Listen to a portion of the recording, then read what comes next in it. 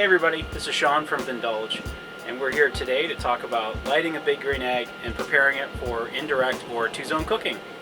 Let's get started. So first, let's talk a little bit about preparing the big green egg. First, we've got the cap and we've got the vents. So I'm going to start by removing the cap, putting the daisy wheel on. This is the older model. And then I'm going to open up the vent on the bottom fully to prepare it for the airflow. So next, let's talk about the tools we're going to use. First, we're going to start with a chimney starter. This is the easiest way to start it. All you need is paper, the chimney, matches, and charcoal. We're going to start by looking at the two sides of a chimney starter. There's a side with a deep pocket, and then there's a side that's shallow. The key is understanding on the shallow side, you're going to put your paper, taking care not to crumble it too tightly. You want it to be somewhat loose. You're going to flip it over, and we're going to fill this with charcoal. And we're literally going to place this right inside the egg. Our preferred method of charcoal is lump charcoal. This is natural wood that's gone through a process that turns the wood into charcoal versus briquettes. You can see they're different sizes. These things burn really well and give a nice natural flavor. Versus briquettes, which, while uniform in size and they burn pretty consistent for heat, they're often pressed with chemicals, and it's just not our preference. We like the natural flavor of lump charcoal, but you can use it if you like it. The key is avoid using lighter fluid. This whole method is to avoid using lighter fluid. We don't use lighter fluid because it imparts a chemical-y taste, and even though you think it burns off, there's a residue that's left behind, especially in ceramic cookers like this one, and how porous they are. So we can light it easily without the lighter fluid. And besides, using a charcoal chimney starter, it's going to light just as fast, if not faster, than using some sort of lighter fluid.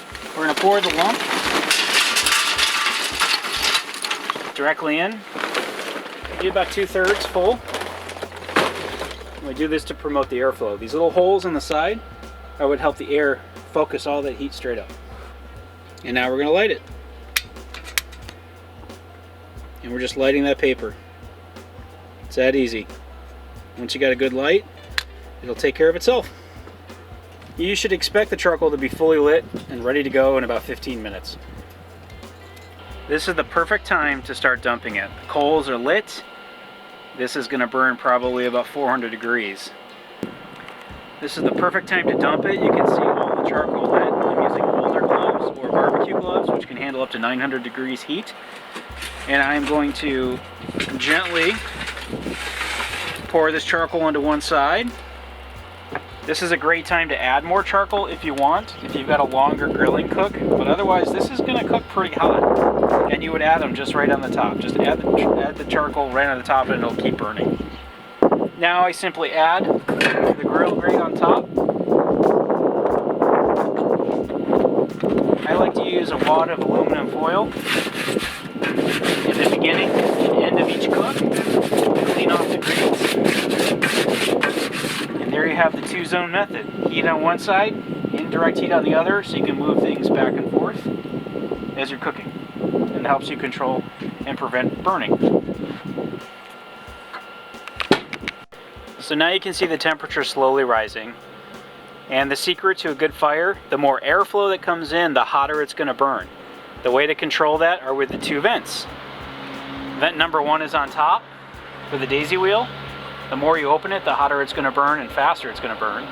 So I typically adjust it so that the wheel is open and you're about halfway, so crescent moon. And the bottom I'm going to leave wide open. If it gets too hot, you can always close both vents by simply closing it and opening it as needed. Again, more airflow equals hotter fire, less airflow equals cooler fire.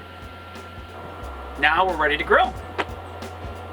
Want more recipes and videos? Head over to vindulge.com. Thanks for watching.